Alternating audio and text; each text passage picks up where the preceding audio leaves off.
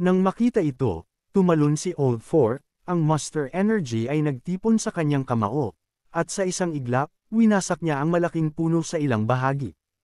Ang iyong mensahe ay aking ipapaabot sa aking leader. Column. Pagkatapos sabihin ito, mabilis na pinangunahan ng leader ang mga tropa ng Black Knights palayo dito. Pinanood sila ni Ming Shirin ng may interes. Dahil napakalakas nilang apat, imposibleng mahina si Fan Shuwen, di ba? Oh, Master, sino ang sinusubukan mong galitin sa pagkakataong ito? Ang cultivation base ng Dark Four Knights ay halos nasa nascent Divinity Tribulation Realm, habang ang cultivation base ng natitirang Black Knights ay nasa Divine Court Realm. Kung aalisin ang panganay at pangalawang kapatid ng Evil Sky Pavilion, ang mga Black Knights na ito ay maaaring makipaglaban ng pantay sa Evil Sky Pavilion.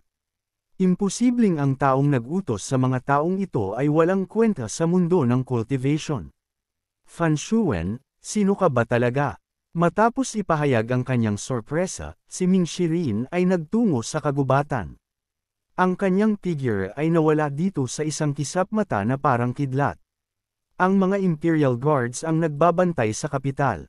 Ang Black Knights ay isang lihim na grupo at kumikilos lamang sa anino. Ang kanilang pag-iral ay hindi kinikilala sa publiko. Ang kanilang base ay hindi matatagpuan sa kapital. Iilang tao lamang mula sa palasyo ang nakakaalam sa lokasyon ng kanilang base. Umikot sila sa kapital at nagpatuloy sa hilaga.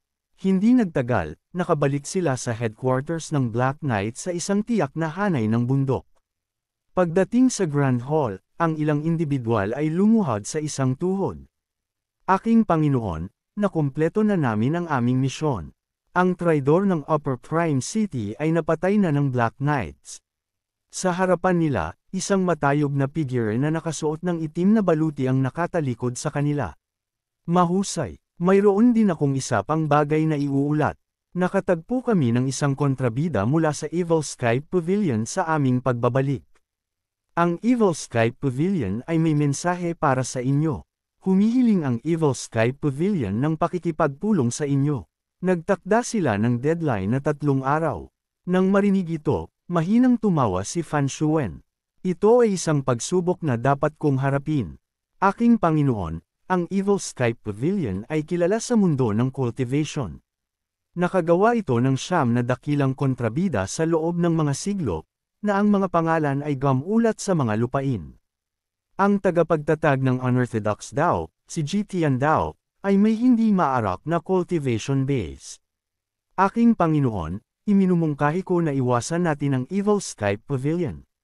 Bago niya matapos ang kanyang pangungusap, itinaas ni Fan Shuwen ang kanyang kamay upang putulin siya. Nakatanggap ako ng utos mula sa palasyo. Ang Evil Sky Pavilion ay nakialam sa mga plano ng palasyo. Aking Panginoon, gagawa ba tayo ng kaaway sa Evil Sky Pavilion? Umiling si Fan Shuwen at dahan-daang nagsimulang magsalita. Ang Evil Sky Pavilion ay talagang nakakatakot. Wala tayong ideya tungkol sa cultivation base ng 9 nitong disipulo. Kumakalat ang chismis na si Jitian Dao ay may 8-leaf Golden Lotus Avatar. Hindi nakakagulat na kaya niyang itaboy ang 10 dakilang eksperto. Wala akong intensyon na gawing kaaway ang Evil Sky Pavilion. Natural lamang na iwasan natin ang paggawa ng kaaway sa mga taong napakalakas. Sa wakas ay nakahinga ng maluwag ang Black Knights matapos marinig ang mga salitang ito. Natatakot ako na ang leader ay magiging mayabang sandali. Bagaman malakas ang pangkalahatang lakas ng Black Knights, kung haharapin natin si GTN ng direkta, tiyak na magkakaroon ng malaking pagkalugi ang magkabilang panig. Bukod dito, hindi natin kailangang magmadali. Kapag naabot ni GTN daw ang kanyang limitasyon, madali nating wawasakin ang Evil Sky Pavilion. Gayunpaman, sa puntong ito, biglang nagbago ang tono ni Fan Shuwen. Gayunpaman, dahil naglabas ng utos ang palasyo, dapat tayong sumunod. Dahil gustong makita ako ng Evil Sky Pavilion, pupunta ako para makita sila. Nang malaman nila na pupunta si Fan Shuwen sa Evil Sky Pavilion, medyo nagulat ang apat. Ang edad ni Jitian Dao, mamamatay siya sa loob ng 10 taon sa pinakamarami. Bakit natin kailangang magmadali doon ngayon? Bilang Pinagkakatiwalaang mga subordinate ni Fan Shuwen, natural na alam din namin ang pagkakakilanlan ni Fan Shuwen. Mas bata si Fan Shuwen kaysa kay GTN, ngunit siya ay isang prodigy sa mundo ng cultivation. Noong siya ay nasa tuktok ng blacklist, ang Evil Sky Pavilion ay hindi pa umiiral. Naglaban ang dalawa hanggang sa tabla. Gayunpaman, si GTN ay nakaranas ng malaking pagtalon sa kanyang cultivation base at matatag na nakaupo sa Evil Sky Pavilion. Bagaman hindi natin alam kung gaano kalalim ang cultivation base ng ating Panginoon, sigurado tayo na hindi ito mas mataas kaysa sa 8-leaf. Kalmadong tumingin si Fan Shuwen sa apat, tumigil sandali, at nagsalita sa malamig na boses, "Makakapaghintay ako, makakapaghintay ang Black Knights, kahit ang emperador ay makakapaghintay. Gayunpaman, hindi makakapaghintay si GTN daw. Sa loob ng 3 araw, sasamahan ninyo ako sa Evil Sky Pavilion." Hindi na kailangang pag-usapan pa ang bagay na ito. Naintindihan nila Show na bukod sa mga rascals na umalis sa Evil Sky Pavilion, ang mga natitira ay medyo matalino. Ang kanilang tanging pagkukulang ay nahihirapan silang mapabuti ang kanilang cultivation base matapos silang supilan ni GTN daw ng matagal. Gayunpaman, kailangang magbago ang sitwasyong ito sa lalong madaling panahon. Ang mundo ay hindi naglakas loob na kumilos laban sa Evil Sky Pavilion dahil sa cultivation base ni Gishan daw. Gayunpaman, habang lumilipas ang oras, ang mga pag-atake tulad ng nauna ay madalas natataas. Ang limitasyon ng buhay ng isang tao ay palaging itinuturing na katotohanan sa cultivation realm na ito. Habang nag-iisip siya, biglang umabot sa kanyang pandinig ang boses ni Siu Honor. "Master, naghintay ako buong araw, ngunit hindi pa rin sumasagot si 4th Senior Brother. Sa tingin mo ba natanggap niya ang aking sulat?" Umiling si Lasho, nagpapahiwatig na ayos lang. Ayos lang. Nakumpleto na ni Ming Shirin ang kanyang misyon. Hanggat hindi siya gumagawa ng gulo sa ibang lugar at ligtas na nakakabalik, walang magiging problema. Mukhang nag-aalala si Siu Honor, "Master, patay na kaya ang kanyang senior brother?" Tinanong ko ang idiot na iyon tungkol dito, sinabi niya na ang leader ng Black Knights na si Fan Shuwen ay napakapanganib, walang nakakaalam sa kanyang tunay na pagkakakilanlan. Nang marinig ito, nagtanong si Lasho sa pagkalito, "Idiot." Sumagot si Siwana, si Panjong. Sinabi niya na mamamatay si 4th Senior Brother, kaya pinagalitan ko siya ng ilang salita. "Ilang salita mo siyang pinagalitan?" "Bahagya ko lang siyang kinamot." Nang marinig ito, medyo walang masabi si Lasho. Bahagya niyang tinapik ang kanyang ulo, "Nagiging mas maligalig ka. Kailan mo babaguhin ang ugali mong ito nang basta-basta na lang nananakit?" Sa sandaling ito, may dumating na nakakabinging pagsabog mula sa likod ng bundok. Hindi napigilan ni Lasho ang pagkunot ng noo. Ang Qingting Mountain ay may pananggalang para sa proteksyon, sino ang gumagawa ng gulo.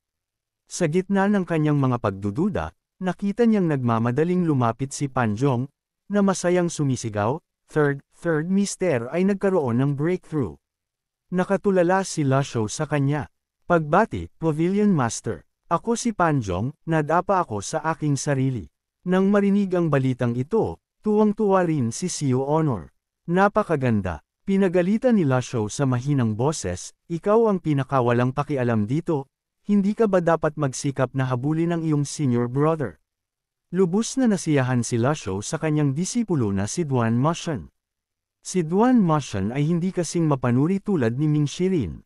Kahit na siya ay may sariling opinyon, mula noong pagkubkob ng 10 dakilang eksperto, ang katapatan ni Duan Mashan ay nananatiling matatag at hindi nagbabago kumpara sa mga rascals tulad ni Ming Shirin at Xiaoyu. Mas gusto ko si Duan Mashan. Kung si Duan Mashan at Ming Shirin ay nasa parehong realm, madaling mananalo si Duan Mashan sa laban-laban kay Ming Shirin. Gayunpaman, nakinabang si Ming Shirin mula sa labanan sa Chantong Mountain noong nakaraan. Nagkaroon ng breakthrough si Ming Shirin sa kanyang Bluewood Heart Technique.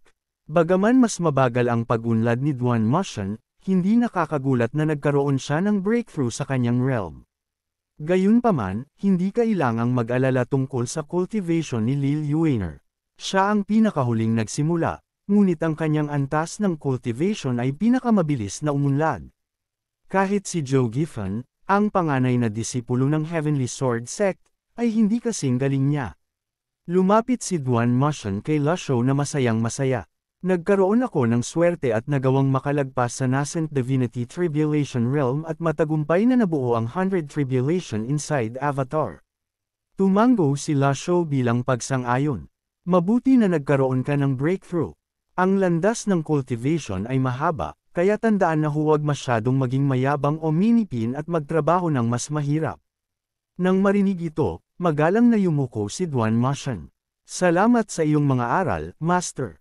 Tandaan ko ang mga ito. Ang kanyang katapatan ay tumaas ng 1%. Malinaw na kapag mas mataas ang porsyento, mas mahirap itong dagdagan ang katapatan.